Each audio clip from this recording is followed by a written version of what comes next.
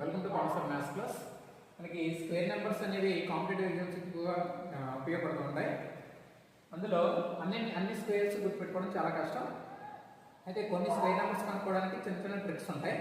అందులో భాగంగా 90కి 110కి మధ్యలో ఉండే నెంబర్స్ యొక్క స్క్వేర్స్ కనుక్కోవడం చాలా ఈజీ. 2 సెకండ్స్లో ఆన్సర్ చేసేసి మనం.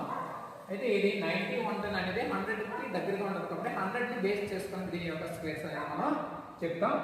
93 అనేది 100కి ఎంత తక్కువగా ఉందో చూస్తాం. 100కి 7 తక్కువగా ఉంది కాబట్టి దీనిలోంచి 7ని మైనస్ చేస్తాం. తక్కువగా ఉంటే మైనస్ చేస్తాం. 93లోంచి 7 తీస్తే 86. ఏదైతే మైనస్ చేసామో దాన్ని స్క్వేర్ చేస్తాం. అంటే 7 తక్కువగా ఉంది కాబట్టి 7 స్క్వేర్ చేస్తే 49. ఈ 49ని పక్కన పెట్టేస్తాం, పక్కన వేస్తాం. ఇప్పుడు మనకి 93 స్క్వేర్ అంటే 8649 వచ్చింది.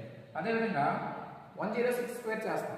106 అనేది 100కి ఎంత ఎక్కువగా ఉంది? 6 ఎక్కువగా ఉంది కాబట్టి దీనికి ఎక్కువగా ఉంటే ప్లస్ చేస్తాం. 106కి 6 యాడ్ చేస్తే 112 అవుతుంది. ఇప్పుడు 6ని స్క్వేర్ చేస్తే 36ని పక్కన వేసుకుంటాం. ఈ విధంగా మనం ఈజీగా 2 సెకండ్స్లో మనం వీటి యొక్క స్క్వేర్స్ అనేవి చెప్పేయచ్చు.